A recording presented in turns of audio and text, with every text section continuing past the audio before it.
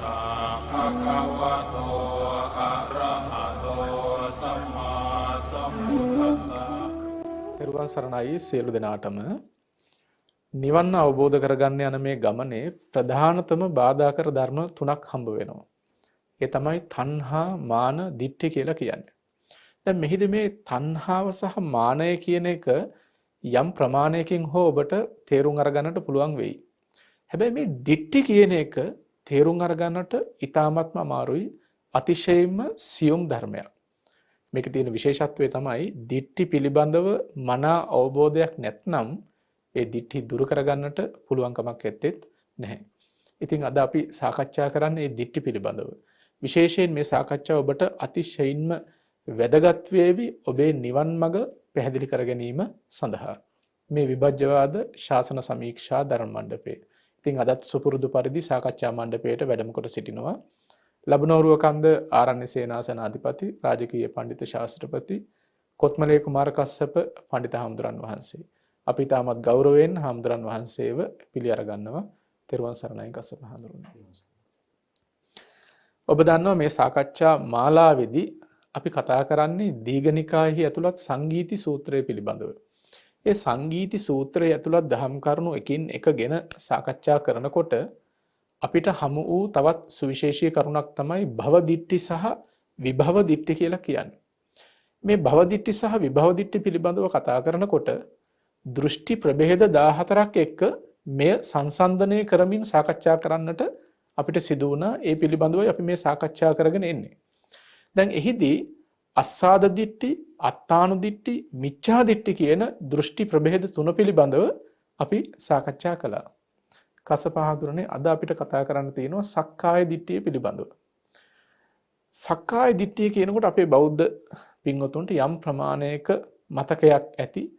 මේ පංච උපාදානස්කන්ධය මේට යම් බැඳීමක් තියෙනවා. මේට මේ වචනේ ගෑවිලා තියෙනවා. ඒ යෙදිලා තියෙනවා විශේෂයෙන්. කසපහඳුර අපි කොහොමද සක්කාය දිට්ඨිය කියන එක විග්‍රහ කරගන්නේ? කොහොමද අපි මුල සිට මේ පැහැදිලි කරගන්නේ? තෙරුවන් සරණයි සියලු දෙනාටම.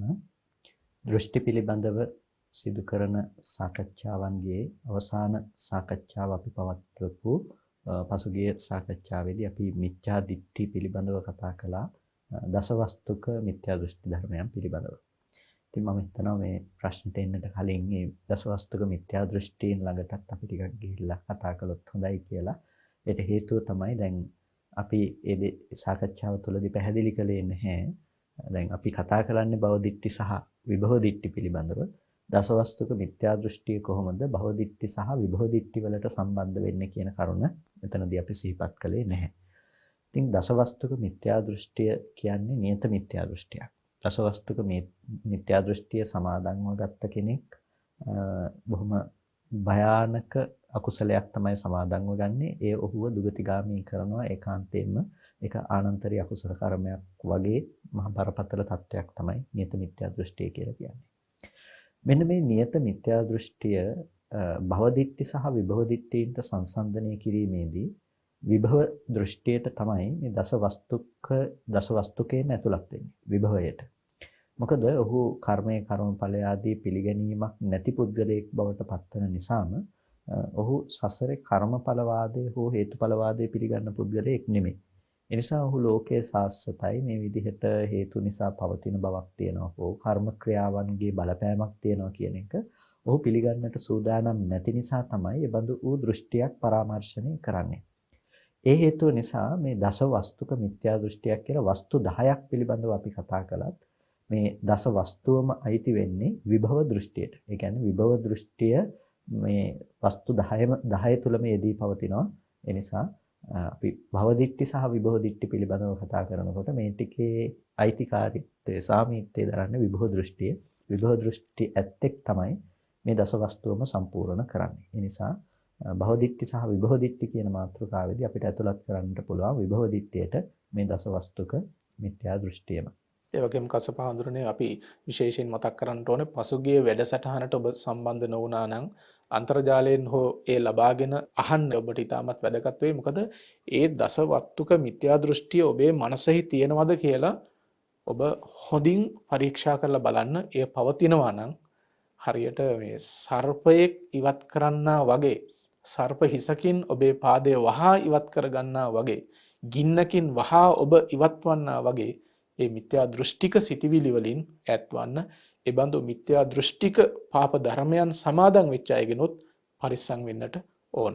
ඉතින් කසපන් අපි සාකච්ඡාවට ආපහු යමු අපේ සක්කාය දිට්ඨිය පිළිබඳව.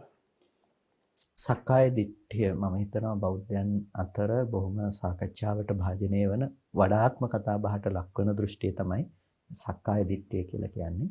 සෝතාපට්ටි මාර්ගයේදීත් දුරු වෙන දෘෂ්ටියක් හැටියට සක්කාය දිට්ඨිය දක්වනවා. ඒකෙන් අපිට තේරුම් ගන්නට පුළුවන් මෙහි තියෙන භයානක බව. ඒ කියන්නේ මෙතන තියෙන බරපතලකම කෙනෙක් දුගතීන්ට යන්නට අරගෙන යන්නට හේතු සකස් කරන ප්‍රධානම දෘෂ්ටියක් හැටියට මේ දේත් අපිට හඳුනා ගන්නට පුළුවන්කම තියෙනවා. ඒ නිසා තමයි අපායගාමී මාර්ගයේ වළක්වන ප්‍රධානම මාර්ගයෙන්ම මේක ප්‍රහීන වෙන්නේ. නැතිනම් මේ ප්‍රහීන කළාට පස්සේ අපායට යන්නේ නැහැ කියන එකෙන්ම අපිට හිතා ගන්නට පුළුවන් මේ දෘෂ්ටිය කොච්චර බලවත් දෘෂ්ටියක්ද කියලා.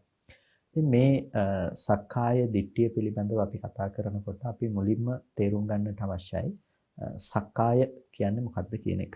මොකද මේ සක්කාය කියන ධර්මය තේරුම් ගත්තාම තමයි අපිට මේ පිළිබඳව පවත්වන දෘෂ්ටි සහගත බව තේරුම් ගන්නට පුළුවන්කම තියෙන්නේ.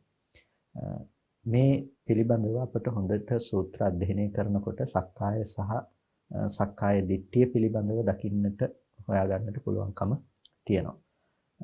ධම්මදින්නා භික්ෂුණිය සමග ඇති වුණ කතා බහේදී මේ සක්කාය සහ සක්කාය දිට්ඨිය පිළිබඳව සාකච්ඡාවට භාජනය වෙනවා. එතකොට මේ සක්කාය කියන එක විවරණයට ලක් කරන්නේ මේ ශාසනය තුළ, ඒ කියන්නේ වේදල්ල සූත්‍රයේදී මේ ගැන සාකච්ඡාවට භාජනය වෙනවා සක්කාය සහ සක්කාය දිට්ඨිය පිළිබඳව.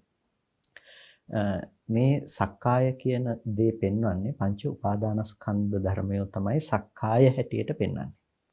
හැබැයි මේ දේවල් සක්කාය ධර්මයන් හැටියට පෙන්වුවට මේ දේවල් දිට්ඨිය හැටියට පෙන්වන්නේ නැහැ. සක්කාය දිට්ඨිය හැටියට පංච උපාදානස්කන්ධය පිළිබඳව පංච උපාදානස්කන්ධය පෙන්වන්නේ නැහැ.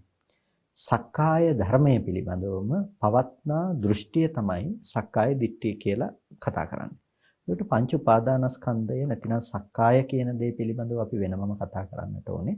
ඒ සක්කාය ධර්මයේ පිළිබඳව පවතින දෘෂ්ටි සහගත ස්වභාවය පිළිබඳව වෙනමම කතා කරන්නට ඕනේ. දැන් සක්කාය කියන ධර්මයේ පිළිබඳව අපි කතා කරනකොට දෘෂ්ටිය කියන එක වෙනමම කතා කරාට මේ සක්කාය දිට්ඨිය කියන පොදු වචනය තුල කතා කරන්නේ කෙබඳු ආකාරයක්ද කියන කරුණත් දැනගෙන ඉඳීම ඊටාම වැදගත් වෙනවා.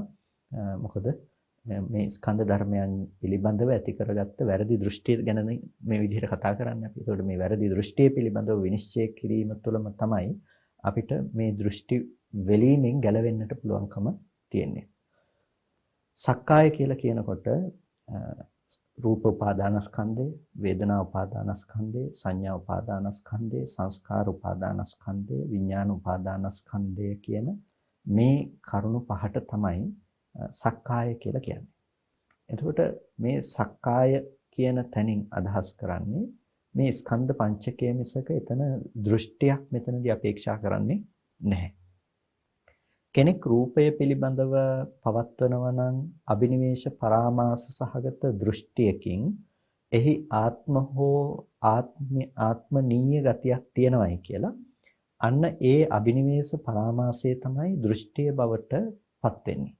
දැන් මේ දෘෂ්ටිය කොයි වෙලාවකවත් පවතින්නේ නැහැ මේ සක්කාය ධර්මයේ නැතිව. සක්කාය නැතිව දෘෂ්ටිය කොයි වෙලාවකවත් පවතින්නේ නැහැ. මේ සක්කාය පිළිබඳව තමයි මේ දෘෂ්ටිය කියන දේ බැසගෙන පවතින්නේ.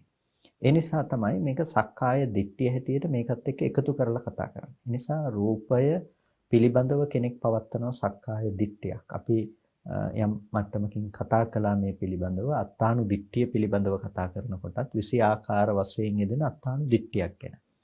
දැන් සක්කාය දිට්ඨිය ඇතුළතදීත් අපිට කතා කරන්නට වෙන්නේ මෙන්න මේ ආකාරයෙන්ම තමයි. කියන්නේ රූපං අත්තතෝ සමනුපස්සති කියලා කතා කළා. රූපවන්තං වාත්තානං සමනුපස්සති කියලා කතා කළා. ඊට පස්සේ අත්තනිවා රූපං සමනුපස්සති කියලා කතා කළා. රූපස්මින් වාත්තානං කියලා හතරක් කතා කළා රූප උපාදානස්කන්ධය පිළිබඳව.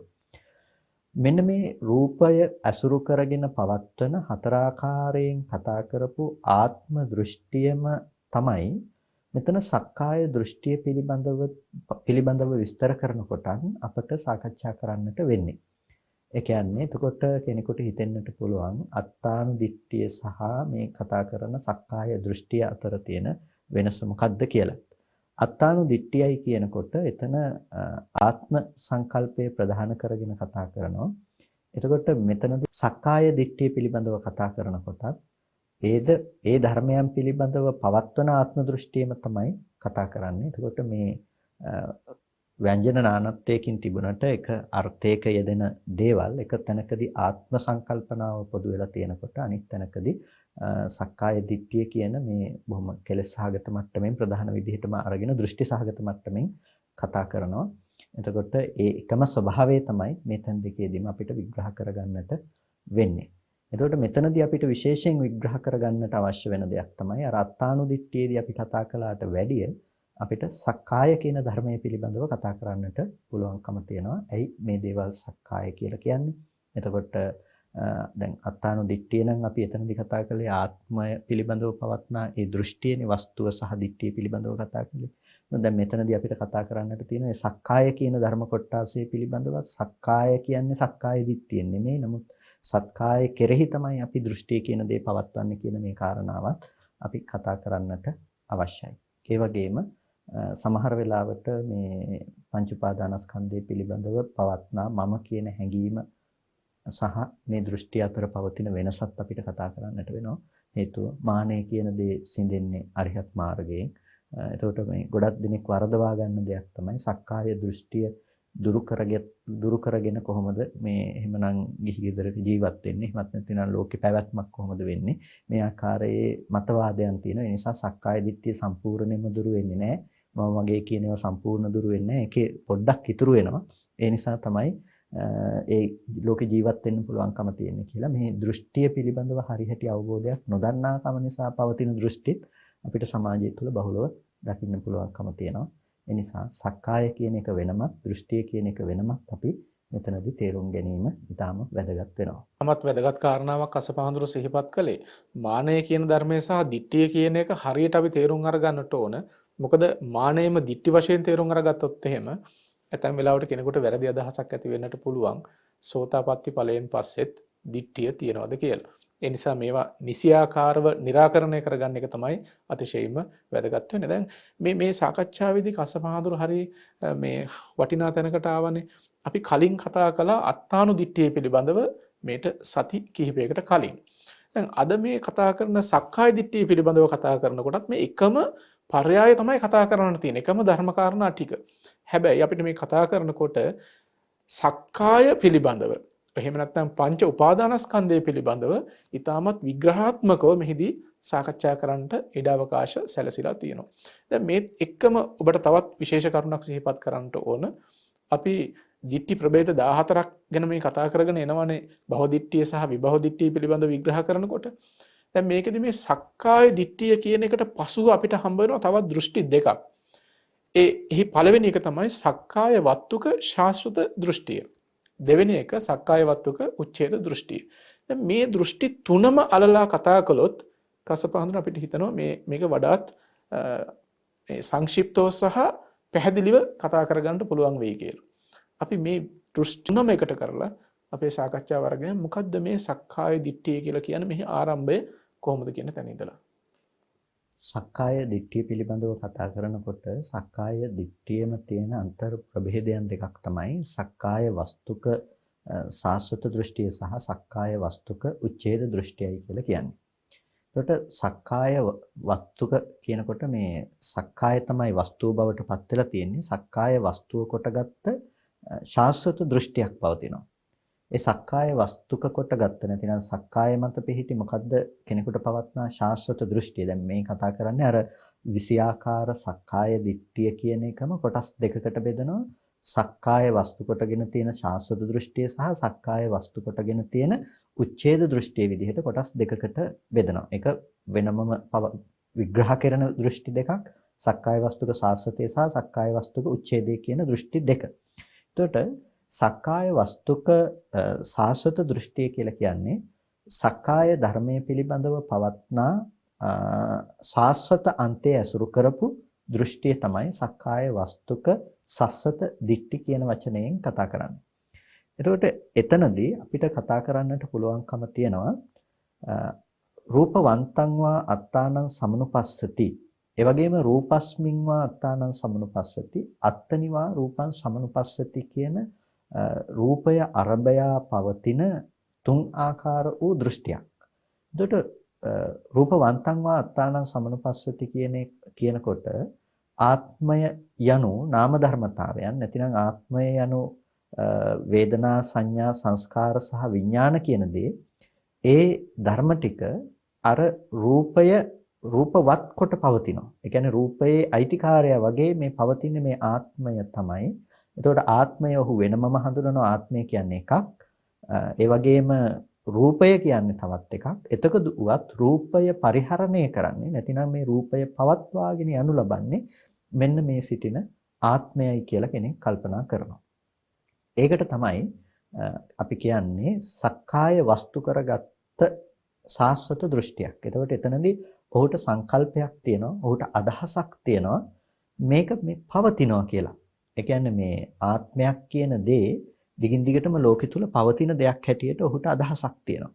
ඒ නිසා ඒ පැවැත්ම පිළිබඳව තියෙන ශාස්ත්‍රත අන්තය කියන දේ, කියන්නේ ලෝකෙ වෙනවා, විද්‍යමාන වෙනවා, නොකඩවා දිගින් දිගටම පවතිනවා කියන දේ අසුරු කරගත්ත තැනක තමයි ඔහු ආත්මය කියන දේ හඳුනගෙන තියෙන්නේ. ඔහු රූපය වෙනස් වෙනවා කියන දේ කල්පනා කරන්නට පුළුවන්. නමුත් රූපය වෙනස් වුණාට මේ යන එකම විඥානයක්, භවයෙන් භවයට සැරිසරන එකම නාම ධර්මතා ටිකක් නැතිනම් හිත කියලා හඳුනාගත්ත ආත්මයක් තියෙනවා. මේක තමයි තව තැනකට යන්නේ. මේක තමයි තව තැනකට ගිහිල්ලා බැසගන්නේ. තව කයක් ඇත්තෙක් බවට පත් කරගන්නේ මේක. එතකොට හරියට මේ මිනිස්සේ ජීවිතේ පුරාවට එක එක ඇඳුම් ඇඳ ගන්නවා වගේ මේ ආත්මය කියන දේ තනින් තැනට යනවා. ඒ තැන ඒ ස්වභාවයක් ගන්නවා රූපීව. ඒ කියන්නේ ඔහු ඒ වෙලාවට රූපවත්ව ඉන්නවා. අද ආත්මය තියෙනවා. ඒ ආත්මය අද මිනිස්සෙක්ව මනුෂ්‍ය රූපයක් ඇත්තෙක් බවට ඔහු හඳුනා ගන්නවා. මේකම තිරසංගත තැනකට මේ ආත්මයම යනවා. එතකොට ඔහුගේ රූපේ බඳු ආකාරයකට වෙනවා.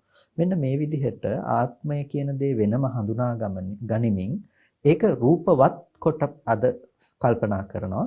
අන්න ඒ විදිහට ආත්මය රූපවත් කොට හඟිනකම හිතනකම තමයි පළවෙනි සක්කාය වස්තුක සාස්වත දෘෂ්ටිය කියලා අපිට ඒක හඳුනා ගන්නට පුළුවන්කම තියෙනවා.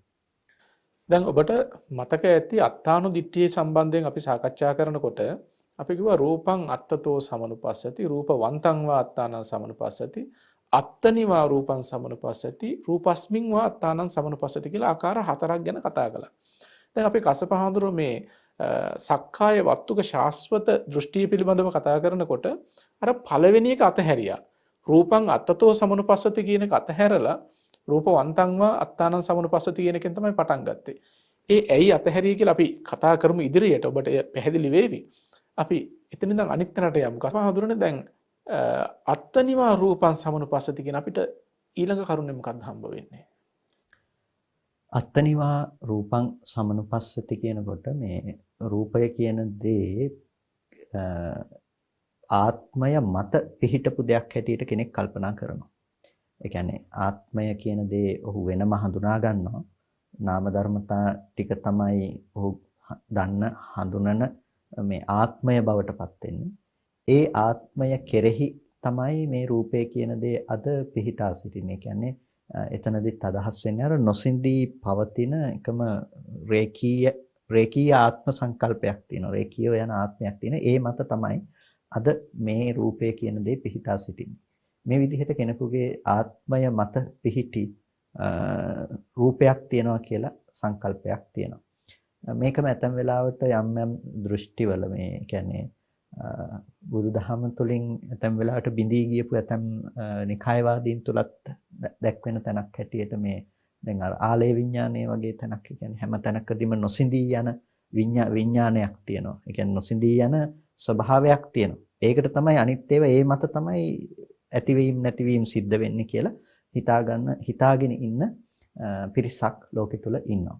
එතකොට එතනදී සිද්ධ වෙන්නේ මේ ඇති කරගත්ත දෘෂ්ටියක් මොකද්ද? මේ ආත්මය මත තමයි මේ දේවල් පිහිටලා තියෙන්නේ. ආත්මය මත පිහිටපු දේවල් වෙනස් වෙමින් යනවා. එතකොට ඒ රූපය කියන දේ විටින් විට මේ ආත්මය මත තියෙන දේ වෙනස් වෙන්න පුළුවන්කම තියෙනවා. නමුත් නොවෙනස්ව පවත්නා ආත්මයක් තියෙනවායි කියලා කෙනෙක් බොහෝ වෙලාවට කල්පනා කරනවා. මේක තමයි ඇතිවෙන සාස්වතයේ වශයෙන් ඇතිවෙන දෙවෙනි දෘෂ්ටිය බවට පත් වෙන්නේ. එතකොට ඒකත් සක්කාය ධර්මයක්. සක්කාය ඇසුරු කරගත්ත, සක්කාය වස්තු කරගත්ත සාස්වත දෘෂ්ටියක් තමයි දෙවෙනියට කතා කරන්නට පුළුවන් ආත්මයේ කෙරෙහි පිහිටි රූපයක් තියෙනවා කියලා හිතාගත්ත කම. ඉතින් මේ හා සමානුපාතවම තමයි අනිදෘෂ්ටියත් දෙන්නේ. ඒ කියන්නේ රූපස්මින් රූපයේ කෙරෙහි රූපේ කෙරෙහි කියනකොට රූපයට ඇතුළත්ව හෝ රූපේ කෙරෙහි හෝ පවතින දෙයක්. එතකොට රූපේ කෙරෙහි තමයි ආත්මය තියෙන්නේ. ඔහු ආත්මය කියලා හඳුනා ගන්නු ලබන්නේ අර වේදනා සංඥා සංඛාර විඥාන කියන ටික. ආත්මය කියන දේ එයින් හඳුනාගත්තත් ඔහු හිතනවා ඒක තියෙන්නේ ආත්මය කියන එක මේ රූපය ඇතුලේ කියලා. ඒක ගොඩක් වෙලාවට ප්‍රකටයි මේ ඇඟ ඇතුලේ පණ තියෙනවා මේ පණ යනවා කියලා හිතන්නේ. එතකොට මේ සමහර වෙලාවට බඳු ආත්ම දෘෂ්ටියෙන් තිබුණ අය ඒ ගැන පරීක්ෂා කරපු ආත්ම දෘෂ්ටිය නිසා පණ යන විදිහ ආත්මය යන විදිහ ගැන පරීක්ෂා කරපු විදිහත් මම හිතන්නේ පායාසි රාජඤ්ඤගේ කතාවේදී හොයාගන්නට පුළුවන්කම තිබෙනවා. ඉතින් මිනිස්සුන්ට මැරෙන අවස්ථාවල මේ පණ යන එක දකින්නට කරපු උත්සාහයන් පිළිබඳව. එතකොට ඒ තුල තියෙන මේ රූපය ඇතුලේ දෙයක් තියෙනවා. මේක ඇතුලේ පිහිටලා තියෙනවා. වෙනමම ආත්මයක් කියන දෙයක් තියෙනවා. මේ විදිහට ඇති කරගත්ත දෘෂ්ටියක් තමයි රූපස් මින්වා අත්තානං සම්නුපස්සති කියලා කියන්නේ. රූපේ කෙරෙහි පිහිටි ආත්ම දෘෂ්ටියක් කියලා කියන්නේ.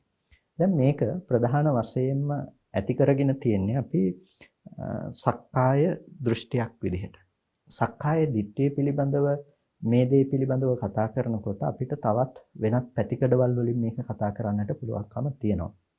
මොකද අත්තානු දිට්ඨියේදී අපි ආත්ම දෘෂ්ටිය කියන ආත්ම සංකල්පනාව මූලික කරගෙන මේ දේවල් විස්තර කළාට සක්කාය දිට්ඨිය විස්තර කරනකොට අපි මුලින්ම සඳහන් කළා අපිට සක්කාය කියන දේ ගැනත් අපිට මෙතනදී නිර්වචනය කරන්නට සිද්ධ වෙනවා කියලා. ඉතින් රූපය ගැන කතා කිරීමේදී අපිට ප්‍රධාන වශයෙන්ම කතා කරන්නට වෙනවා ඒ නිසා සක්කාය කියන ධර්මයේ පිළිබඳව. එතකොට සක්කාය කියන තැනදී සක්කාය කතා කරනකොට අපිට රූප උපාදානස්කන්ධය තමයි සක්කාය ධර්මයක් හැටියට රූපේ පැත්තෙන් කතා කරන්නට තියෙන්නේ. මේ රූපය පිළිබඳව අපිට තියෙනවා සාස්වත අන්තය අසුරු කරගත්ත දෘෂ්ටි ස්වභාවයක්. එතකොට රූපේ පිළිබඳව අපිට පවත්නා දෘෂ්ටිය තමයි අපි ඔය තුන් ආකාරයකින් ඇතිවෙන ආකාරය පිළිබඳව කතා කළේ. එතකොට කෙනෙක් ආත්මය කියලා දෙයක් වෙනම හඳුනලා මේක එකට අයිති දෙයක් හැටියට කල්පනා කරනවා මේ විදිහට හිතන කම. එතකොට මේකම තමයි ලෝකයාට විවිධ මට්ටම් වලින් ඇතිවෙන ආත්ම දෘෂ්ටියක් විදිහට අද ඇසුරු වෙන්නේ. ලෝකේ පැවැත්ම කියන දේ නොඑක අකුසල ධර්ම සමාදානයකට පවා හේතු වන ප්‍රධාන දෘෂ්ටියක් විදිහට මේක හේතු වෙන්නේ. තව විදිහකින් කියනවා නම් මේක සංයෝජන ධර්මයක්. සසරට බැඳ තබන්නට හේතු වන සංයෝජන ධර්මයක් තමයි මේ සක්කාය දිට්ඨිය කියලා කියන්නේ.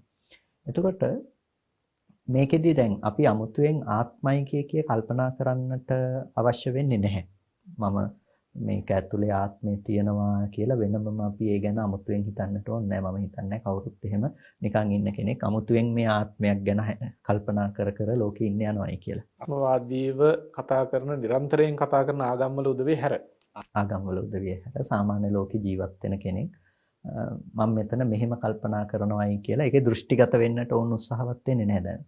දර්ශනවාදීන් නම් කතා කරන්නට යන ඔවුන්ගේ දර්ශනය පිළිබඳව කතා කරනකොට ආත්මය කියන්නේ මොකක්ද කියන එකට නිර්වචන සපයන්නට යනවා.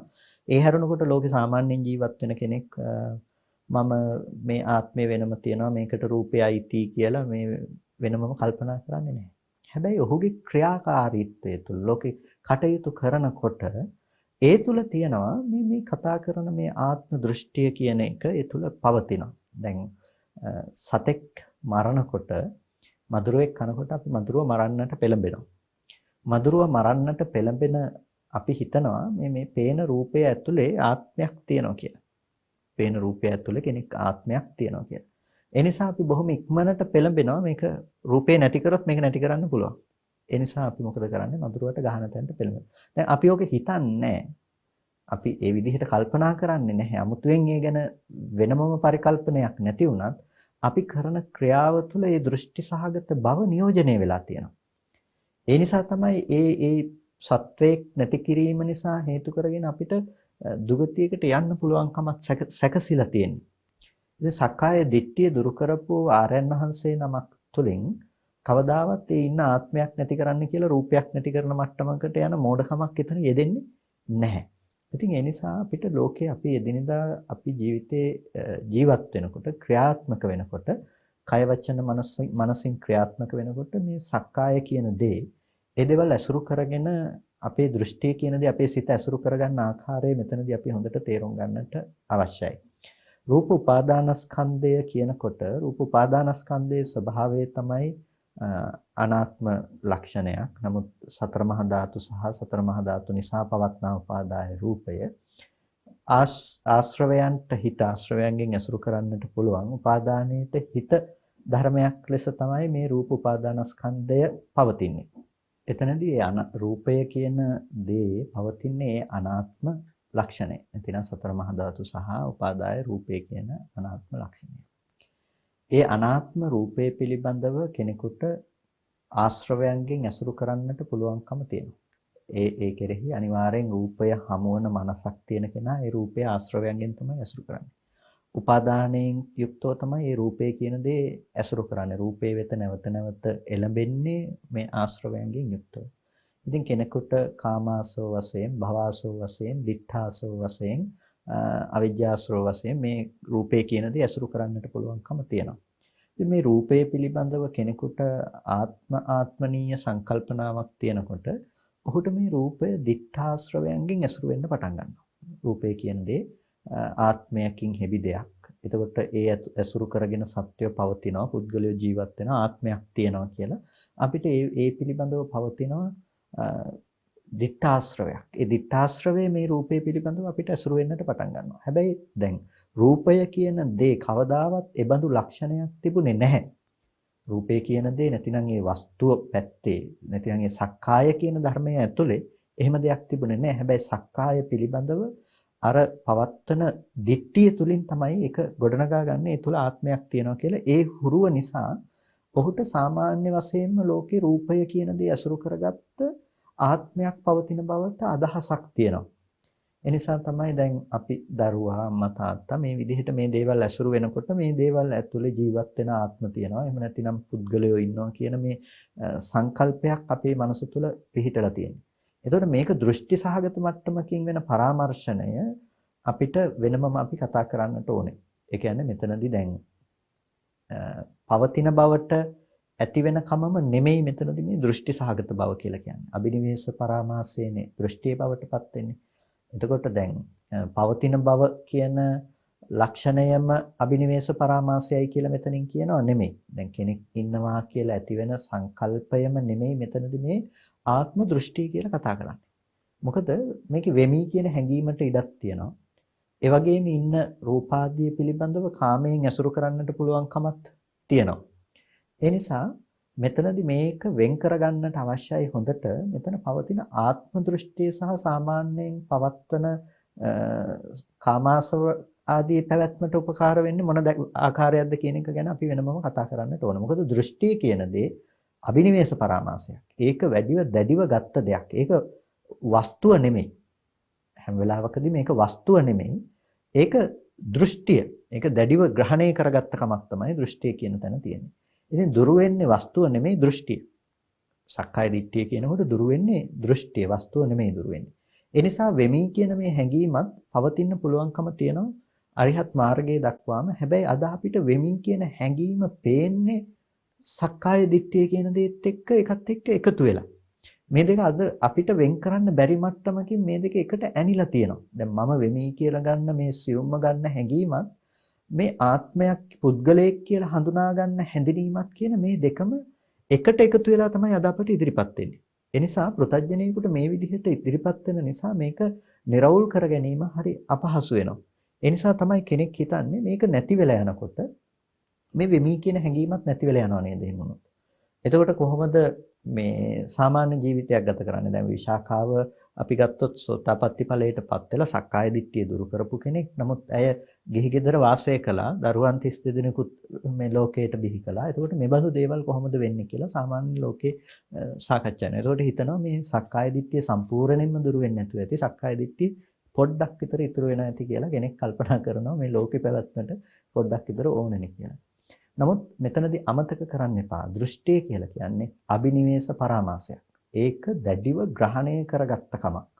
ඒක අර රූප උපාදානස්කන්ධය පිළිබඳව තියෙන අනික් කෙලෙසයන්ගෙන් අපි වෙන් කරලා හඳුනා ගන්නට ඕනේ. මේ දේවල් පිළිබඳව අපිට ඇති වෙන වෙමි කියන හැඟීම. එතකොට වෙමි කියන එකත් එක්කම පවතින චන්දරාග ස්වභාවය කියන දේ අපි වෙනමම තේරුම් ගන්නට ඕනේ. එතකොට ඒ දෙයින් වෙන්ව ගත්ත දෙයක් තමයි දෘෂ්ටිය කියන දේ. ඒ ඊටාම බලවත්. ඒක ඊටාම රළුයි දෘෂ්ටිය කියන දේ. එතකොට මේ දෘෂ්ටිය කියන දේ තමයි කෙනෙක් අකුසලයේ කරා මෙහෙවගෙන ගිහිල්ලා අකුසලයකට අපායগামী අකුසලයකට කෙනෙක්ව නැති කරන මට්ටමකටපත් වෙන්න පුළුවන්කම තියෙන්නේ එතන පවතින දෘෂ්ටිය කියන දේ. ඒ නිසා දෘෂ්ටිය වෙන් කර ගැනීමේදී අපිට තේරුම් ගන්නට වෙනවා සක්කාය කියලා කිව්වයි එතෙන්ට කියන එක. එතකොට එතනට සක්කාය කියන වචනයෙන් අපි අර්ථ ගැන්වෙ රූප උපාදානස්කන්ධයට විතරක් අදාළව අපි දැනට මෙතනදී කතා කළොත් එතනදී ඒ ධර්මය කෙලෙස් සහ ආශ්‍රවයන්ගෙන් නැවත ඇසුරු වෙන්නට පුළුවන්කම තියෙන දෙයක්.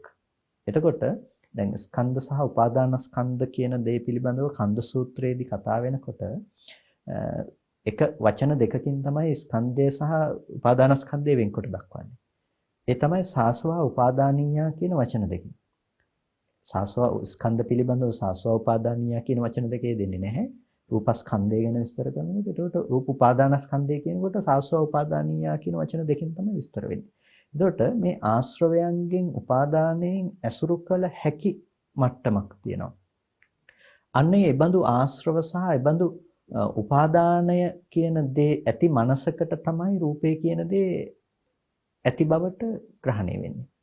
එතකොට එතන දිට්ඨියෙන් කෙනෙකුට දිට්ඨි ආශ්‍රවයෙන් රූපය ඇසුරු කරන්න පුළුවන්කම තියෙනවා. දිට්ඨියත් අපිට දැඩිව ග්‍රහණය කරගෙන උපාදානයෙන් ඇසුරු කරන්නට පුළුවන්කම තියෙනවා. එතකොට අන්න ඒ බඳු කෙනාට මේ කිසිම දෙයක් නොතිබුණු කෙලෙසයක් හෝ ආශ්‍රවයක් හෝ නොතිබුණු රූපය කෙලෙස් වශයෙන් හෝ ආශ්‍රව වශයෙන් ඇසුරු කරන්නට පුළුවන්කමක් තියෙනවා කියලා ඔහුට තේරුම් යනවා ලෝකේ. ඒ කියන්නේ ඔහු වැරදි විදිහට ඒක කල්පනා කරන විදිහට. ඒ නිසා දැන් එයාට කාමය ඇති කරගන්න පුළුවන් රූපෙ දිහා බලාගෙන. එයාට ලෝකෙදී ඒ රූපේ දිහා බලාගෙන එයාට වෙනත් ආත්ම සහගත දෘෂ්ටියෙන් ඇති කරගන්න පුළුවන්කම තියෙනවා. දැන් මේ කාමය ඇති කරගන්න තැනයි ආත්ම දෘෂ්ටිය ඇති කරගන්න කමයි දෙකම එකක් නෙමෙයි මේක දැන් දෙකක්. එතකොට දෘෂ්ටිය හඳුනා ගන්නට ඕනේ අපි වෙනම පවතින දෙයක් හැටියට. හැබැයි අර කෙරෙහි තියෙන අවිද්‍යාව නිසා කාමයේ උපදින්න පුළුවන්කම වෙනම තියෙනවා දෘෂ්ටිය නැති වුණත්. දෘෂ්ටිය කියන දේ ලක්ෂණය තමයි අපි මෙතනදී මේ වෙන් කරලා කතා කරන්නේ. එතන ඒ රූපය ඇසුරු කරගත්ත ආත්ම සංකල්පනාවක් තියෙනවා. මේ රූපයේ අයිති ආත්මයක් වෙනම තියෙනවා කියලා හංගිනකම. රූපය අයිති කරගත්ත වෙනම ආත්මයක් එතන ජීවත් වෙනවා කියලා හිතනකම. සමහර වෙලාවට අපිට බෞද්ධ ජන සමාජය තුළම කතා කරන්න පුළුවන්කම තියෙනවනේ දැන් මරුණට පස්සේ මේ මියගිය ප්‍රාණකාරයා මේ ගේ වටේ ජීවත් වෙනවා දවස් 7ක් යනකම් ගෙදර ඉන්නවා. ඒ නිසා මේ දවස් 7ක් යනකම් තනි කරන්න හොඳ නැහැ. ඔය වගේ විවිධ සංකල්ප තියෙනවා. එතකොට මේ ප්‍රාණකාරයා මෙතන ඉන්නවා. ওই විදිහට මිනිස්සු හිතාගෙන ඉන්න දෙයක් තියෙනවා. මෙන්න මේක තමයි දෘෂ්ටිය කියලා කියන්නේ. ඒ කියන්නේ අර රූපය අසුරු කරගත්ත ආත්මයක් තියෙනවා. ඒ ආත්මය තමයි මේ විදිහට පවතින්නේ කියලා හිතාගෙන ඉන්නවා. අන්න ඒක තමයි දෘෂ්ටිය. එතකොට රූපයේ කෙරෙහි පවත්තන එබඳු වූ දෘෂ්ටියක් තියෙනවා. දැන් ඔය දෘෂ්ටිය ගැන කතා කරනකොට අපිට ඕක තවත් ප්‍රධානව කතා කරන්නට පුළුවන්කම තියෙනවා. හේතුව අපිට ඔය සක්කාය දිට්ඨිය කියන දේ හැම මොහොතකම පෘථජ්ජන කෙනෙකුට ඇසුරු වෙන්න පුළුවන්කම තියෙන දෙයක්.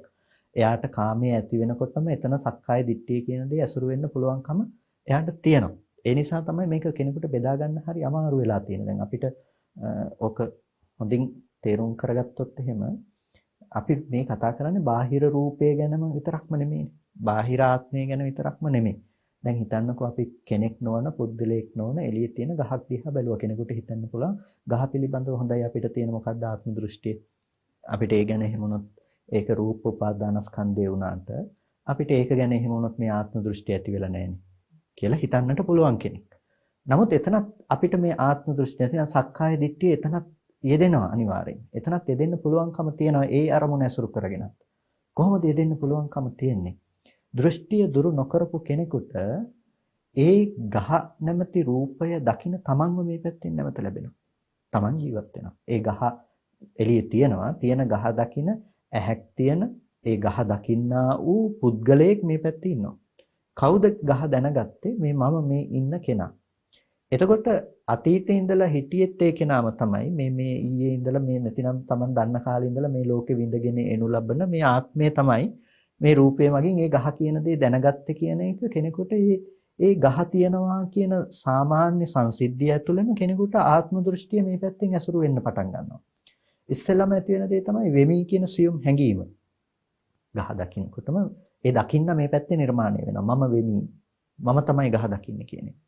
එතකොට මේ මම කියන එක වහගෙන පවතිනවා තව ටිකක්. ඒ ටික තමයි මේ අතීතේ ඉඳලා මීට කලින් සද්දය අහපු, මීට කලින් ගඳ සුවඳ විඳපු, රස විඳපු, ස්පර්ශ විඳපු මේ ලෝකේ ජීවත් වෙමින් මේ පැවතගෙන ආපු මම තමයි මේ දැන් මේ ගහ දැක්කේ. ඒකට ගහ කියන එක ආත්මයක් කියන එක නෙමෙයි රූපවන්තං වා අත්තානං සමනුපස්සති කියන එකෙන් කතා කරන්නේ. එහෙම නැතිනම් ගහ කියන ඒ දේ රූපවත් කොටගත් ආත්මයක් ගැන නෙමෙයි මේ වෙනමම කතා කරන්නේ. මෙතනදී කතා කරන්නේ තමන්ගේ පැත්තෙන් උනත් තමන්ගේ ඇසම ඇසුරු කරගත්ත මේ අඩි 5ක් 6ක් තියෙන මේ ඇඟම ඇසුරු කරගෙන ආත්මය කියන දේ පවතිනවා කියලා තියෙන සංකල්පනාවත් මේ සක්කාය දිට්ඨියම තමයි. ඒක එතකොට අපිට ජීවී රූපයක් වෙන්න පුළුවන්, ජීවීයයි කියන රූපයක්, අජීවීයයි කියන රූපයක් වෙන්න පුළුවන්. ඕනම රූපායතනයක් කියන තැන, ඕනම රූපස්කන්ධය ඇති තැනක අපිට ආශ්‍රව යෙදෙනවා නම්, උපාදානයේ යෙදෙනවා නම්, ඒ ආශ්‍රව යෙදෙන තැන දිට්ඨාශ්‍රවය නියෝජනය වෙනවා නම්, උපාදානයේ කියන තැන දිට්ඨිය නියෝජනය වෙනවා නම්, අන්න එතකොට අපිට අනිවාර්යයෙන්ම ඒ දේ ඇසුරු කරගෙන සක්කාය දිට්ඨිය ගොඩනගිලා ඉවරයි.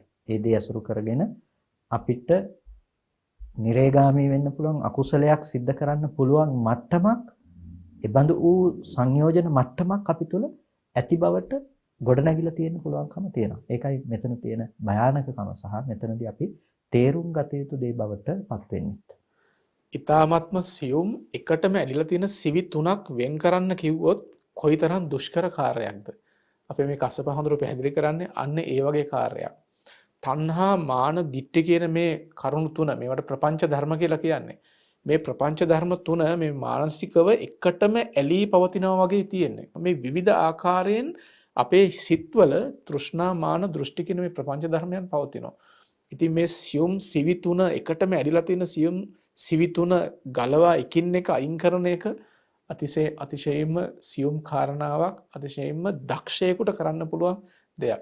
ඔබට ඔබේ මනස පිළිබඳවත් ඒ දක්ෂතාවය ඇති කරගත යුතු වෙනවා. ඔබේ හැඟීම් වල තියෙන, ඔබේ සිතිවිලි වල තියෙන මේ ප්‍රපංච ධර්මයන් මනවින්ම ඔබ හඳුනා ගත යුතු වෙනවා මේ ප්‍රපංච ධර්මයන් දුරු කිරීමට නම්.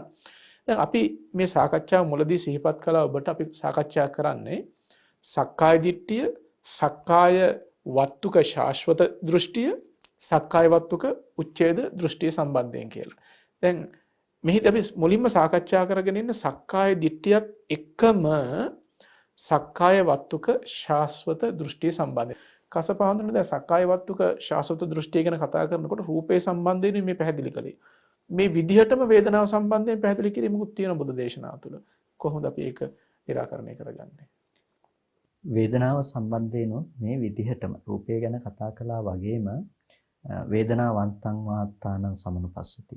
ආත්මය කියන එක හඳුනනවා වේදනාවෙන් පරිබාහිර දෙයක් හැටියට. රූපය, සංඥාව, සංස්කාරය, විඥානය කියලා මේ විදිහට ආත්මය තියෙන මේ දේවල් අසුරු කරගෙන. එතකොට මේ දේවල් අසුරු කරගෙන ආත්මය තියෙනවායි කියලා කියනකොට දැන් රූපය සහ හඳුනනකම, හිතනකම සහ දැනගන්නකම මෙතනදී සාමාන්‍යයෙන් අර වැටහෙන ආකාරය අනුව ගත්තාම තේරුම් ගන්න හරි පහසුවක් තියෙනවා. දැන් කෙනෙක් කල්පනා කරන්නට යන්නේ නැහැ වේදනාව මගේ ආත්මයයි කියලා හිතන්න වෙනම යන්නේ නැහැ. යන්නේ නැති වුණත් අර ලෝකයේ පිළිබඳව විඳින කමක් තියෙනවා. සැප දුක් උපේක්ෂාව විදිහට විඳින ස්වභාවයක් තියෙනවා. මෙන්න මේ සැප දුක් උපේක්ෂා වශයෙන් වේදනාව කියන දේ විඳින ලක්ෂණය තමයි මෙතනදී අපි ප්‍රකට කරගන්නට ඕනේ. විඳීම කියන දේ මුල් කරගෙන ලෝකයේ පිළිබඳ සංජානනය කරන අය ඉන්නවා. එතකොට සමහර අයගේ මනස පවතින්නේ විඳීම කියන දේ මූලික කරගෙන. එතකොට ඔවුන් ආත්මය හැටියට හඳුනාගන්නේ විඳීමෙන් පරිබාහිර දේවල්. ඒ කියන්නේ රූපය, සංඥාව, සංස්කාරය සහ විඥානය තමයි ආත්මය කියලා කියන්නේ. ඒ ආත්මයට පුළුවන් ලෝකේ විඳින්න. ඒ ආත්මයට තමයි විඳින්නේ. මම හිතන්නේ ඒක කාටත් ප්‍රකට ඇති. දැන් අපි කියනවා ලෝකේ විඳින්නෙක් ඉන්නවා. විඳින්නෙක් ඉන්නවා. එතකොට ඒ විඳින්න කවුද? ඒ විඳින්න තමයි ආත්මය. ඒක සමහර විට රූපය, එතකොට හඳුනනකම, හිතනකම සහ දැනගන්නකම නියෝජනය කරගෙන එක මේ ඔක්කොම එදිලා තිබුණත් එකක් ප්‍රකට කරගෙන ඉන්න පුළුවන්කම තියෙනවා. එතකොට ඒ විඳින්න තමයි වෙනම ඉන්න කෙනා ආත්මය, ඔහුට තමයි විඳින්න පුළුවන්කම තියෙන්නේ. එතකොට ඔහු ඒ තැන ඒ අරමුණු ඒ දේවල් විඳගෙන මේ දිගටම යන ගමනක් තියෙනවා. ආත්මය කියන දේ පවතිනවා. පවතින ආත්මයට විඳින්න දේවල් ලෝකේ හම්බ වෙනවා. ඒ දේවල් විඳගෙන ඉන්න ජීවත් වෙන්න පුළුවන්කම තියෙනවා. ඉතින් මෙන්න මේ විඳීම මූලික කරගෙන මේ විඳීම අයිති ආත්මයක් පිළිබඳව කෙනෙක් කල්පනා කරනවා. ඒ නිසා තමයි සමහර වෙලාවට කෙනෙක් ස්වර්ගස්ත වෙලා හරි මේ විඳීම ලෝකේ සැපය කියන දෙයටපත් වෙන්නට මුල් කරගන්නේ ලෝකයේ තියෙන මේ දේ විඳීම කියන දේ මුල් කරගෙන යන නිසා. ආත්මය දෙවියන් ළඟට යනවා. එතකොට එතෙන්ට ගියාම ඒ ආත්මයට වේදන ඇත්තෙක් වෙන්න පුළුවන්. වේදනා ඇත්තෙක් වෙන්න පුළුවන්. ලෝකයේ සැපය පරම කොට පවතින සැප වේදනාව ඇත්තෙක්ව සදාකාලිකව ජීවත් වෙන්න පුළුවන්කම තියෙනවා. ආත්මය තියෙනවා වෙනම. ඒ ආත්මයට වේදනාවත් බවක් ඇති කරගන්න පුළුවන්. ඒ වේදනාවත් බව හැමදාම සැප වේදනාව හැටියට තීරණය කරන්නෙක් වෙනම ඉන්නවා. එතකොට ඔහු තීරණය කළා මේ සැප වේදනාවක් පවත්නවා. එතකොට ඒ ඉන්න ආත්මයට හැමදාම සැප වේදනාව විඳින්න පුළුවන්කම තියනවා කියලා කෙනෙක් කල්පනා කරනවා. ඉතින් ලෝකෙ මේ බඳු දේවල් මුල බීජ කරගෙන මේ දේවල් දෘෂ්ටිවාද බොහොම පැතිරිලා ගොඩ නැගිලා බොහොම හැම තැනකදීම මේ සියුම්ව අර නහර වැල් යනවා වගේ විහිදී ගිහිල්ලා තියෙනවා සිත් සතන් තුල. ඉතින් මෙන්න මේ විදිහට වේදනාව මූලික කරගෙනත් කෙනෙකුට පළවෙනියටම ඇති වෙන දේ තමයි වේදනාවන්තං අත්තානං සමනුපස්සති. ආත්මය කියන දේ වෙනම පවතිනවා. ඒ ආත්මයට වේදනාව පරම කොට විඳින්නේ වේදනාව වෙනම වේදනාවත් ඒ ආත්මය. ඒ ආත්මය වේදනාව අයිති කරුවෙක් කොට පවතින ආත්මයක් තමයි තියෙන්නේ. ඉතින් සමහර වෙලාවට ඔය ආත්මය වේදනාව අනුව ගිහිලා කර්ම සිද්ධ කරගත්තාම ඔය කර්ම විඳලම ඉවර කරන්න පුළුවන් කියලාත් ඇතම් වෙලාවට දැන් නිගණ්ඨනාත පුත්තගේ ශාසනය වගේ සමහර දෘෂ්ටියක් විදිහට ඇති වෙන දෙයක් නෙවෙයි. විඳලා කෙලවර කිරීම කියන දේ දුක් විඳින්නේ උන්. එතකොට ඒ වේදනාව විඳින කෙනෙක් ඉන්නවා කියලා උන් හංගිනවා, කල්පනා කරනවා. එතකොට අන්නේ විඳින ආත්මයයි කියලා හඳුනගත්ත වෙනත් කෙනෙකුත් ඒ ආත්මයට මේ වේදනාවන් විඳීම තුළ කර්මක්ෂය කිරීමකුත් උන් පනවනවා. එතකොට මේ සාස්වත දෘෂ්ටිය. එතකොට අර උච්ඡේද දෘෂ්ටියට වැටිලා නැහැ. ඒකයි උන් කර්මවාදී සහ ක්‍රියාවාදීව ඉන්නේ. නමුත් ඔවුන්ගේ ආත්ම දෘෂ්ටිය ආත්මයයි හඳුනගත් එකක් තියෙනවා. ආත්මයයි හඳුනගත් එකට සාපේක්ෂව ඔවුන්ට ඒ ආත්මයට විඳින්න පුළුවන් දෙයක් වෙනම ලෝකෙන් හම්බ වෙනවා. මේ වේදනාවන්තං අත්තානං සමනුපස්සති කියලා කියනවා. ඊට පස්සේ අත්තනිවා වේදනං සමනුපස්සති. ආත්මය කෙරෙහි පිහිටි වේදනාවක් පිළිබඳව කෙනෙක් කල්පනා කරනවා. ආත්මය කියන එක වෙනමම නොවෙනස්ව පවතින දෙයක්. ඒ නොවෙනස්ව පවතිනු ලබන ආත්මයට මේ වේදනාව කියන දේ විටින් විට ඒ මත පිහිටා තිබෙන දෙයක්, ඒ මත පවතින දෙයක් තමයි වේදනාව කියන දේ කියලා අත්තනිවා වේදනං සමනුපස්සති කියලා හංගිනවා. ඒ වගේම මේ වේදනායවා අත්තානං සමනුපස්සති කියලා වේදනාව කියන දේ ඇතුලේ තමයි මේ ආත්මය කියන දේ පිහිටලා තියෙන්නේ. වේදනාව කියන දේ වෙනමම තියෙන දෙයක්. ඒ වේදනාව ඇතුලේ තමයි ආත්මය පිහිටා තිබෙන්නේ කියලා කෙනෙක් කල්පනා කරනවා. දැන් මේ දේවල් සමහර වෙලාවට භූමීන් අනුව පවතින දේවල්. සමහර වෙලාවට මේ දේවල් ප්‍රදාන වෙන්නේ භූමීන් අනුව. භූමි නානත්වය අනුව අපිට තේරුම් ගන්නට ඕනේ. ඒ කියන්නේ සමහර වෙලාවට දැන් කාම ලෝකයේ සත්වයකට වේදනාව ඇතුලේ ආත්මය තියෙනවා කියන දේ ප්‍රධාන වශයෙන්ම ස්මතු නොවෙන්නට පුළුවන්කම තියෙනවා. හැබැයි සැප වේදනාව මුල් කරගෙන හෝ උපේක්ෂා වේදනාව මුල් කරගත්ත භූමියකදී ධානා මට්ටමකදී ඔහුට මේ ආත්ම දෘෂ්ටිය බොහොම ප්‍රකටව ඇති වෙන්න පුළුවන්කම තියෙනවා. ඒ නිසා අපිට මේ දේවල් ඇතිවන ස්ථාන ප්‍රධානව ඇතිවන ස්ථාන පිළිබඳව අපි තේරුම් ගන්නට ඕන වෙනම. දැන් අපි කිව්වොත් එහෙම සක්කාය දිට්ඨිය ගැන අපි කතා කරනකොටත් අත්තානු දිට්ඨිය පිළිබඳව කතා කරනකොටත් දැන් රූපය ගැන කතා කරනකොට රූපවන්තං වාත්තානං සමනුපස්සති කියනකොට අර පඨවි කසිනේ වඩනකොට ආපෝ කසින තේජෝ කසින මේ විදිහට කසින සංඥා වැඩි වීම තුළ ඇති කරගන්න අර උද්භාග ප්‍රතිභාග නිමිත්ත පැත්තෙන් අපි අරගෙන කතා කළා රූපය කියන දේ පිළිබඳව. ඒකෝට දැන් ඒ රූපේ විතරද එහෙම හිතෙන්නේ කියලා කෙනෙකුට හිතෙන්න පුළුවන්. නෑ රූපස්කන්ධය පිළිබඳවත් හිතනවා. රූපස්කන්ධය කියන්නේ දැන් කාමාවචර භූමිය ඇසුරු වෙන තැනත් ඒ ආත්ම දෘෂ්ටියේ යෙදෙන රූපය ඇසුරු කරගෙන. නමුත් ඒක කතා නොකොට අතනින් විතරක් කතා කරනවා හේතුව එතනදී ඒක ප්‍රකට කොට තේරුම් ගන්න පුළුවන්කම තියෙනවා. දැන් සාමාන්‍යයෙන් ස්කන්ධ වශයෙන් කතා කරනකොට එතන අර අනිත් දෘෂ්ටීන් එක්ක ඒක සම්මිශ්‍රව යන නිසා රූපස්කන්ධය කියන දේ අනිත් ඒවත් එක්ක එකට මිශ්‍රව යන නිසා තේරුම් ගන්න අපහසු නිසා මෙතනදී මේ කාරණාව අරගෙන පැහැදිලි කිරීම කරනවා. අන්න ඒ වගේ අපිට අර භූමි වල මේ දෘෂ්ටීන් යෙදෙන නිසා තමයි මේ විදිහට හිතෙන්නේ නැතිනම් කෙනෙකුට හිතෙන්න පුළුවන් ඇයි මෙහෙම කතා කරන්නේ මේක මෙහෙම ප්‍රායෝගිකව මෙහෙම හිතන අය නැහැනේ කියලා. නමුත් හිතන අය මේ විදිහට අපිට දකින්නට නැති වුණත් ඒ විවිධ මානසික මට්ටම් වලටපත් වෙනකොට ඒ අයට ඇති වෙන දෘෂ්ටීන්, ඒ අයට යෙදෙන දෘෂ්ටීන් තියෙනවා. අන්න ඒ නිසා තමයි මේ විදිහට අපි කතා කරන්නේ බුදුරජාණන් වහන්සේ දේශනා කරලා තියෙන්නේ මේ ආත්මය කියන දේ හැටියට වුන් හඳුනගෙන තියනවා වෙනම දෙයක්. ඒ ආත්මය කියන දේ එක්ක වේදනාව මත පිහිටා තියනවා කියලාත් ඇති වෙන්නට පුළුවන්. එතකොට දැන් උපේක්ෂා වේදනාව අපි චතුත්ථ ධානය අරගෙන බලුවොත් උපේක්ෂා වේදනාව තමයි එතන පරම කොට පවතින්නේ. එතකොට එතන පවතින උපේක්ෂා වේදනාව කියන දේෙන් පරිබාහිරව එය විඳිනු ලබන ආත්මය කියන දේ උන් වෙනම කල්පනා කරන්නට පුළුවන්කම තියෙනවා. එතකොට ඒ ආත්මය මේ වේදනාව ඇතුළේ වේදනාව විඳින්මින් ජීවත් වෙන කෙනෙක් කියලා හිතෙන්න පුළුවන්. එතකොට අන්න ඒ වගේ තැන්වලදී තමයි මේ දෘෂ්ටිය කියන දේ අපිට බොහොම පහසුවෙන් හඳුනා ගන්නට පුළුවන්කම තියෙන්නේ. අද අපි මේ කාම භූමියේ මට්ටමින් හිතුවට මෙහෙම දේවල් මෙතන යෙදෙන්නේ නැහැනේ කියලා. ඒ සෑම මානසික මට්ටමක්ම ක්‍රියාත්මක වෙනකොට ඒ තැන්වලදී අපි තේරුම් ගන්නට ඕනේ මේ එක එක දෘෂ්ටීන් ඒ තැන් නියෝජනය කරමින් ප්‍රධාන වශයෙන්ම ප්‍රකට වෙන බව. අද අපේ මට්ටමේදී මේක ප්‍රකට වෙන්නේ මේ අනිකුත් සංකල්ප ටිකත් එක්ක ගිහිල්ලා. එතකොට අපිට අමාරු වෙනවා මොකද්ද මෙතන තියෙන්නේ අස්මිමානයේද එහෙම නැතිනම් තෘෂ්ණා දෘෂ්ටිය සහ මානය කියන මේ දේවල් වෙන් කරගන්න අමාරු වෙලා තියෙනවා. ඒ නිසා ඒ අර ඔක්කොම මිශ්‍රව අපට හම්බ වෙන නිසා අපි මේක වෙන් කරගන්නට ඕනේ අර විදිහට ඒ තැන්වලදී හමු වෙන දේවල් හැටියට. එතකොට පහසුවෙන් අපිට මේක තේරුම් ගන්නට පුළුවන්කම තියෙනවා. අමුතුවෙන් පරිකල්පනය කර හිත වේදනාව කියලා වෙන මේකක් තියෙනවා. වේදනාව ඇතුලේ ආත්මයයි කියලා අපි හිතන්නේ නැහැ නේ කියලා හිතුවා කියලා. ඔබ ඒකට තියෙන හේතුව නැති කරලා නැහැ. මොකද ඒ බඳු මට්ටමකට යන්න පුළුවන්. සක්කාය දිට්ඨිය මේ මට්ටමින් ඔබට දෙන්න පුළුවන් මට්ටමක් දැනටත් ඔබ ළඟ තියෙන නිසා. සාමාන්‍යයෙන් අපගේ හැඟීම් තුල සිරවේ තියෙන දෘෂ්ටීන් තේරුම් අරගන්නවා කියන එක කොයිතරම් දුෂ්කරද කියලා මම හිතන්නේ අපේ කසපහඳුරන්ගේ පැහැදිලි කිරීමත් එක්ක ඔබට සුපැහැදිලි ඇති. ඔබ මේ හොඳින් මතක තබා ගන්න සක්කාය වත්තුක ශාශ්වත දෘෂ්ටි සම්බන්ධයෙන් කතා කරනකොට අපිට කරුණු 15ක් කතා කරන්න තියෙනවා. ඒ කරුණු 15න් අපි දැන් මේ වෙනකොට 6ක් කතා කළා. රූපේ සම්බන්ධයෙන් 3ක් සහ වේදනා සම්බන්ධයෙන් කරුණු 3ක්. තවත් තියෙනවා අපිට සංඥා සංඛාර විඥාන සම්බන්ධයෙන් කතා කරන්න. මේ හැම එකටම කරුණු 3 බැගින් යෙදෙනවා. මේ ආකාරයටයි මේ කරුණු 15 සම්පූර්ණ වෙන්නේ.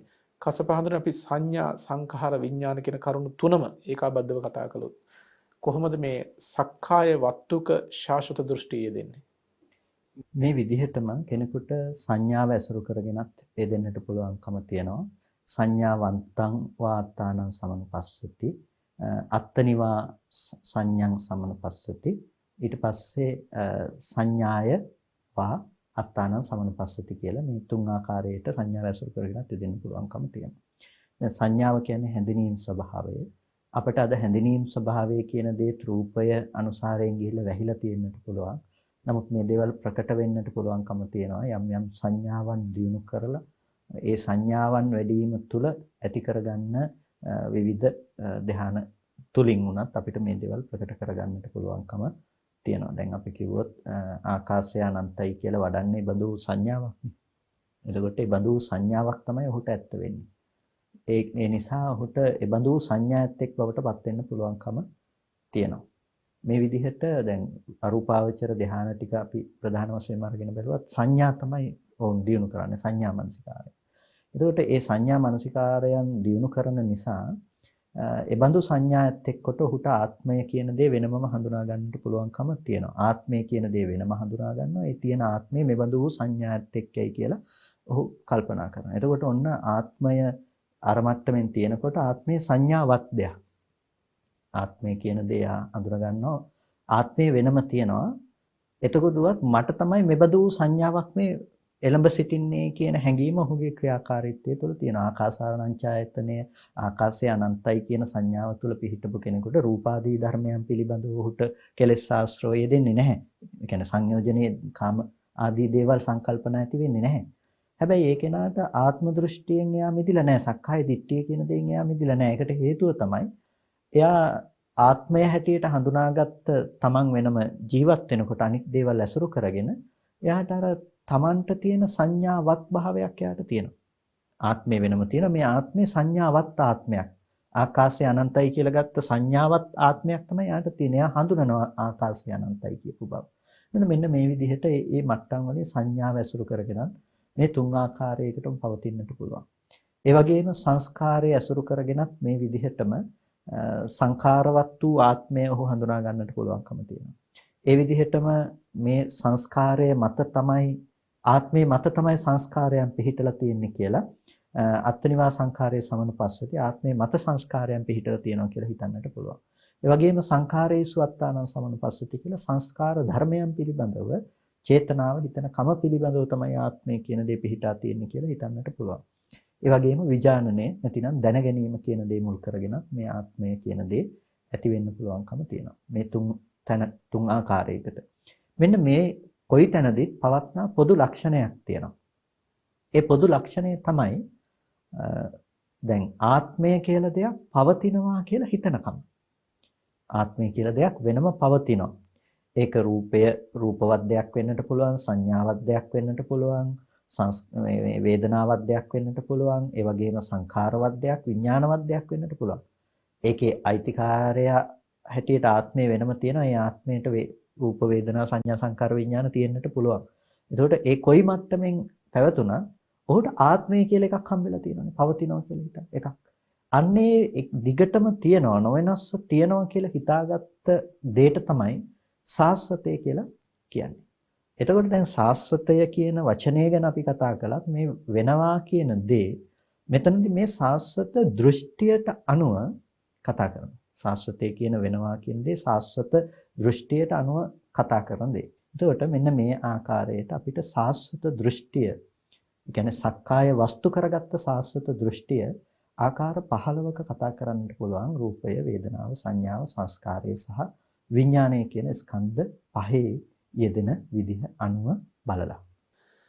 ඔබට මුලදී සිහිපත් කළා කසපහඳුරු සක්කාය වත්තුක ශාශ්වත දෘෂ්ටිය ගැන කතා කරනකොට එක කරුණක් අතහැරලයි මේ සාකච්ඡාව ගෙනියන්නේ කියලා. අර රූපං අත්තතෝ සමනුපස්සති කියන කරුණ අතහැරියා.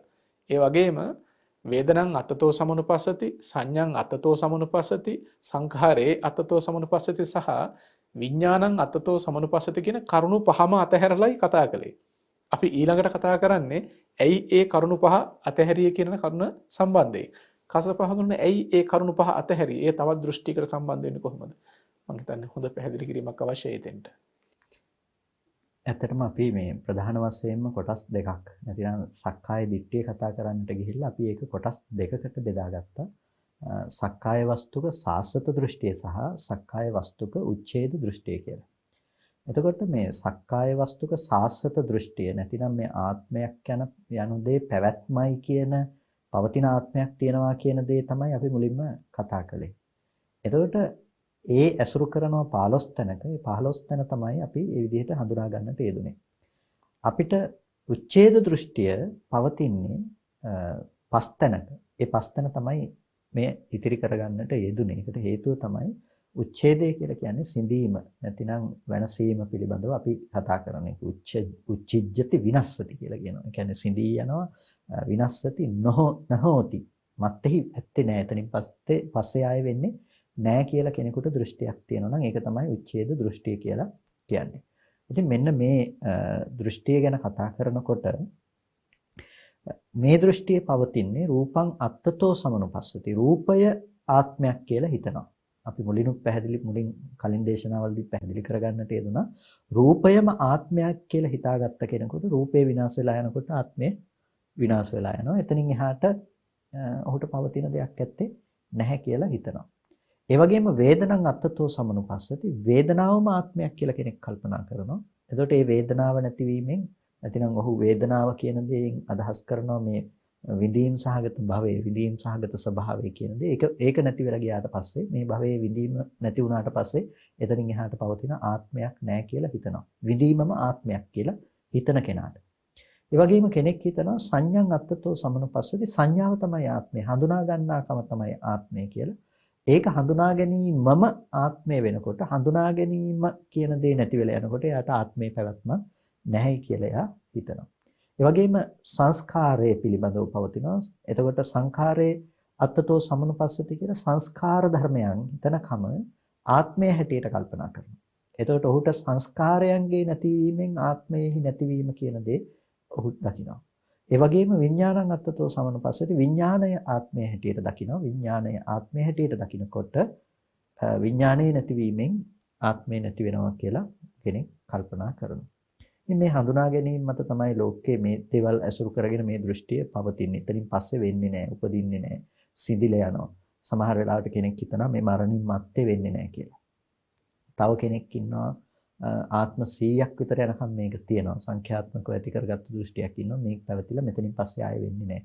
ආත්ම 10කින් පස්සේ නැවත නැහැ. මේ වගේ විවිධාකාර දෘෂ්ටි එදා ಭಾರತೀಯ සමාජය තුලත් තිබුණා.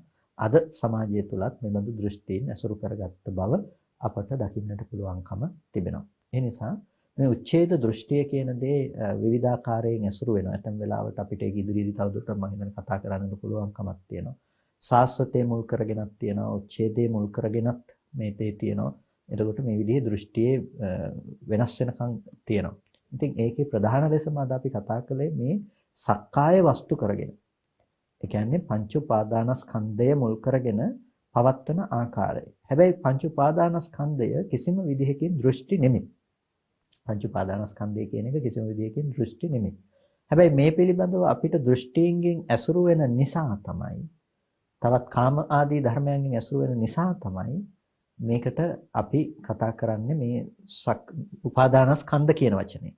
එතකොට මේ ධර්මයේම සක්කාය පිළිබඳව සක්කාය දිට්ඨිය කියලා යොදන්නේ මේ සක්කාය ධර්මයේ පිළිබඳවම පවත්වන අබිනිවේෂ පරාමාස දෘෂ්ටිය නිසා තමයි මේක සක්කාය දිට්ඨිය කියලා කියන්නේ.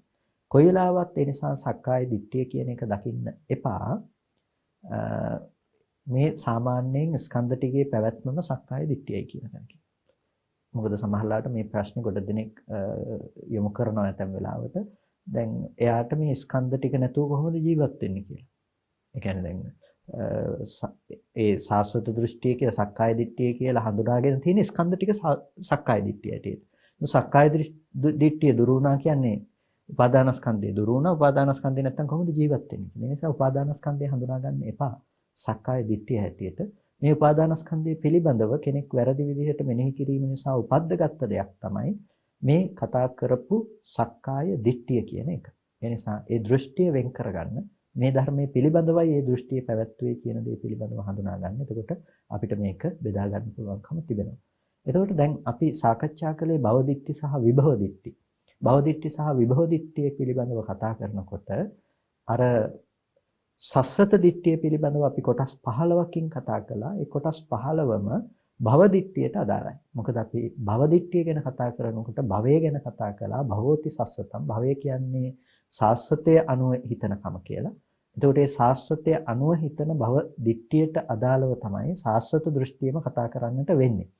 එනිසා සක්කාය දිට්ඨිය මුල් කරගත්ත සක්කාය වස්තුක සස්සත දිට්ඨි 15ම භව දිට්ඨියට අයිතියි. එතකොට ඒ සක්කාය ඇසුරු කරගත්ත විභවය පිළිබඳව තියෙන දෘෂ්ටිය තමයි විභව දෘෂ්ටියයි කියලා හඳුනා ගන්නට ඕනේ. නැතිනම් උච්ඡේදය, සිඳීම, වෙනසීම පිළිබඳව නොපැවැත්ම පිළිබඳව හිතන කම. රූපේම ආත්මයයි කියලා ගත්තාම ඔහු නිකම්ම කියලා තියෙනවා රූපේ නැති වෙනකොට ආත්මේ නැති වෙනවා කියලා රූපේ විභවයක් කතා කරලා තියෙනවා. ඒ නිසා අන්නේ සිඳීම, වෙනසීම, නැතිවීම කියන විභවය ගැන කතා කරන කොටස් පහක් තියෙනවා.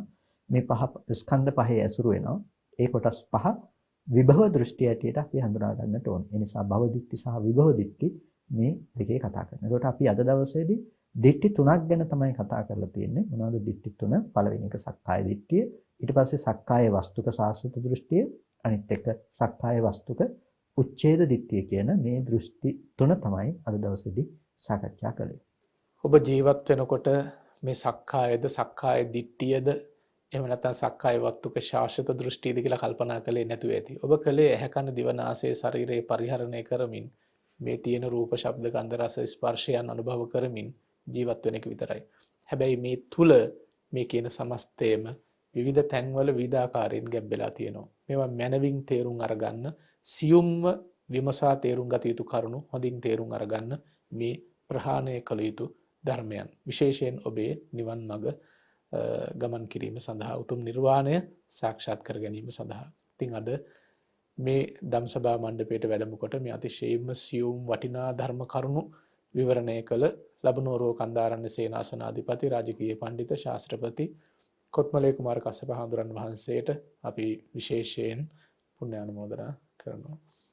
අද මේ ධම්සභා මණ්ඩපයේ දායකත්වයෙන් ගෙන කටයුතු කරනවා යමුනා වික්‍රමරත්න මහත්මිය ඇතුළු දූදරු පිරිස විසින් විශේෂයෙන් බලාපොරොත්තු වෙනවා 2018 දෙසැම්බර් මාස 28 වෙනි දින හදිසියේ කාල යාත්‍රා කළ මහනුවර පදිංචිව සිටි සරත් ගම්මුල්ල ස්වාමි පුත්‍රයාණන්ට පුණ්‍යානුමෝදනා කිරීමට ඒ වගේම එච්.සී. වික්‍රමරත්න පියතුමාට එස්. වික්‍රමරත්න මෑණියන්ට අශෝක වික්‍රමරත්න සොහයුරාට සහ ගම්මුල්ල පවුලේ මියගිය සියලුම ඥාති හිතයිශීනට පුණ්‍යානුමෝදනා කිරීමට බලාපොරොත්තු වෙනවා.